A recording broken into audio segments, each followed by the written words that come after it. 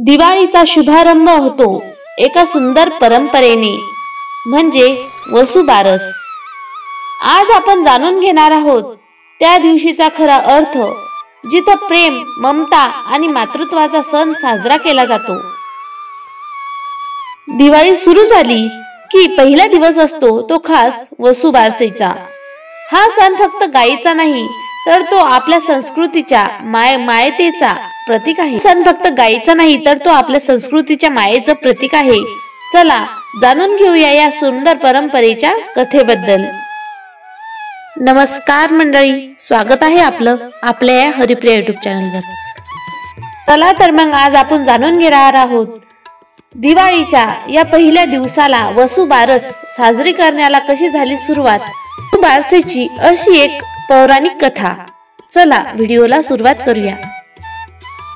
दिवाळीची सुरुवात धनतेरसने होत असली तरीही हिंदू धर्मात धनत्रयोदशीच्या आदल्या दिवशी गाय आणि वासराची पूजा केली जाते।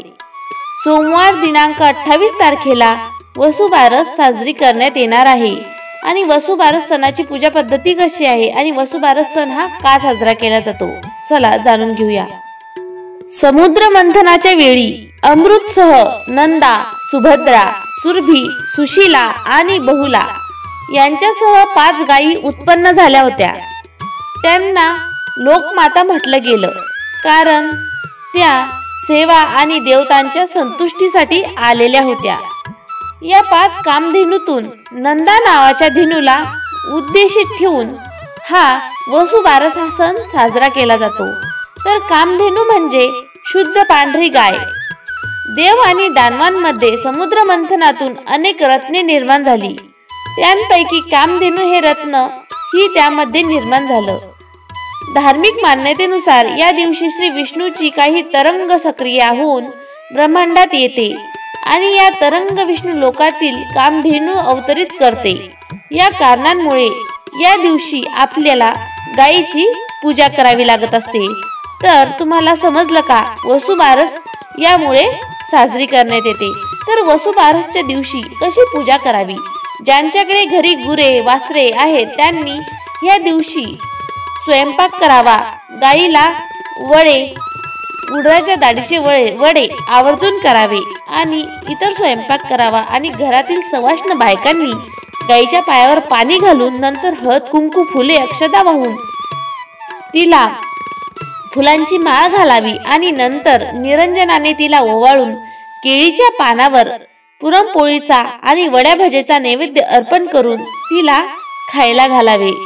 अंगणात रांगोळी काढून तुळशी समोर, गायीच्या गोठ्यामध्ये, देवघरासमोर दिवे लावावे। ह्या दिवशी स्त्रिया बाजरीची भाकरी आणि गवाराच्या शेंगा हे जेवण जेवत असतात। तर पुष्कळ स्त्रिया ह्या दिवशी उपवासही करतात। आपल्या मुलाबाळांना चांगले आरोग्य मिळावे व सुख लाभावे म्हणून ही पूजा करण्यात येत असते। गाय आणि वासराची पूजा केल्यानंतर गोवत्स व्रताची कथा ऐकावी लागत असते। तर चला आपण या गाई वासराच्या दिवशीची कोणती कथा आहे ती जाणून घेऊयात। आटपाट नगर होतं। तिथे एक कुणब्याची म्हातारी होती। तिला एक सून होती, गायगुरं होती, ढोरं म्हशी होत्या, गव्हाळी मुंगाळी ही वासरं होती। एके दिवशी काय झालं, अश्विन मास आला। पहिल्या द्वादशीच्या दिवशी म्हातारी सकाळी उठली, शेतावर जाऊ लागली। सुनेला हाक मारली, मुली ए मुली इकडे ये। सून आली, काय म्हणू लागली। तशी म्हातारी म्हणाली, मी शेतावर जाते, दुपारी येईन, तू माडीवर जा, गव्हाचे मुगाचे दाणे काढ आणि गव्हाळे मुंगाळे शिजवून ठेव असे तिला सांगितलं। ती म्हातारी शेतावर निघून गेली। सून माडीवर गेली, गहू मूग काढून ठेवले, खाली आली, गोठ्यात गेली। गव्हाळी मुंगाळी वासरं उड्या मारित होती, त्यांना तिने ठार मारलं, चिरली व शिजवून ठेवली। सासूची वाट पाहत बसली। दुपार झाली तशी सासू घरी आली। सुनेनं पान वाढलं, सासूनं पाहिलं, तांबडं मांस दृष्टीस पडलं। तिने हे काय म्हणून सुनेला विचारलं। सुनेनं सर्व हकीकत सांगितली। सासू घाबरली, न समजता चुकी घडली म्हणून तशीच उठली, देवापाशी जाऊन बसली, प्रार्थना करू लागली, देवा, हा सुनेच्या हातून अपराध घडलेला आहे, तिला ह्याची क्षमा करा, गाय वासर जिवंत करा.